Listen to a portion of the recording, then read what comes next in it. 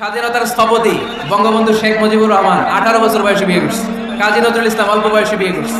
মহাত্মা গান্ধী অল্প বছর বয়সে বিয়ে করছে। শেক্সপিয়ার ছোট থাকতে বিয়ে করে ফেলছে। এই যে আগে বিয়ে করছে, এতে সফল হইতে কোনো সমস্যা হয়েছে?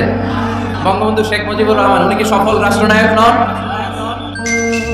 ইসলামিক লাইফ জীবন গড়ুন কোরআন সুন্নাহর আলোকে। আপনারা বিয়ে করছেন তো সবাই নাকি? হ্যাঁ,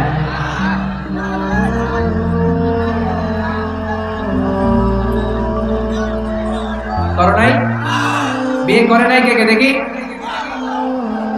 হায় হায়, চেয়ারম্যান সাহেব কই? এগুলোর বিয়ে করে দিয়েন। এগুলোর আপনার হাতে রেখে গেলাম। এই অবাকাগুলোরে মিলাই দিয়েন। বসেন। এই অবিবাহিতদের দুঃখ জ্বালা কেউ বুঝতে চায় না, ঠিক কিনা? বিয়ে করে ফেলবা। বিয়ে করলে নেয়ামত বাড়ায় দেয় কে? দারিদ্রতা থাকলে ধনাঢ্যতা দিয়ে দেয় কে? সবাই চাকরি করে বিয়ে করতে চায়, ব্যবসা ভালো হলে বিয়ে করতে চায়, কিন্তু জানেই না ব্যবসায় ভালো হওয়ার আর চাকরি করার মাধ্যম হচ্ছে আগে বিয়ে করা। আগে কি করা? স্বাধীনতার স্থপতি বঙ্গবন্ধু শেখ মুজিবুর রহমান 18 বছর বয়সে বিয়ে করছে। কত বছর বয়সে? এক বর্ণনা দেখলাম 14, আর এক বর্ণনা দেখলাম 18। কাজী নজরুল ইসলাম অল্প বয়সে বিয়ে করছে। মহাত্মা গান্ধী অল্প বছর বয়সে বিয়ে করছে। শেক্সপিয়ার ছোট থাকতে বিয়ে করে ফেলছে।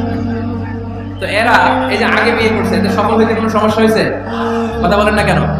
বঙ্গবন্ধু শেখ মুজিবুর রহমান উনি কি সফল রাষ্ট্রনায়ক নন? কাজী নজরুল ইসলাম সফল কবি নন? তো এদের আগে বিয়ে করা তো এদের সফলতা ঠেকায় রাখতে পারে না। এরা আগে বিয়ে করে সফল হয়েছে, কিন্তু আমরা সফল হয়ে তারপরে বিয়ের পিড়িতে বসতে চাই, ঠিক কিনা? ঝামেলাটা এইখানে। এই জন্য ছেলের বাবা, মেয়ের বাবা, নীলফামারীতে যারা আছেন সবাইকে বলি, ছেলে মেয়ে প্রাপ্ত বয়স্ক যদি হয়, ছেলের জন্য উপযুক্ত মেয়ে পাওয়া গেলে, ভালো মেয়ে পাওয়া গেলে দিনদার, আর মেয়ের জন্য ভালো পাত্র পাওয়া গেলে বিয়ে দিয়ে দিবেন। আর নিকাহ মিন সুন্নতি ফামান রাগিবা আন সুন্নতি ফালাইসা। বিশ্বনবী বলেন, বিয়ে এটা আমার সুন্নাত, আর যে আমার সুন্নাতকে পছন্দ করে না সে আমার উম্মত দাবি করতে পারবে। আর বা'আন মিন সুনানিল মুরসালিন, 4টা কাজ দুনিয়ার সব নবীরা করেছেন, এর মধ্যে একটা হচ্ছে বিয়ে। সুবহানাল্লাহ পড়বেন না? এজন্য বিয়ে করবেন সম্মানিত ভাইরা, বিয়েতে বরকত। যারা বিয়ে করে নাই তাদের ঈমানের অর্ধেক অপূর্ণাঙ্গ। বিয়ে করলে ঈমানটাকে পরিপূর্ণ করে দেয় কে?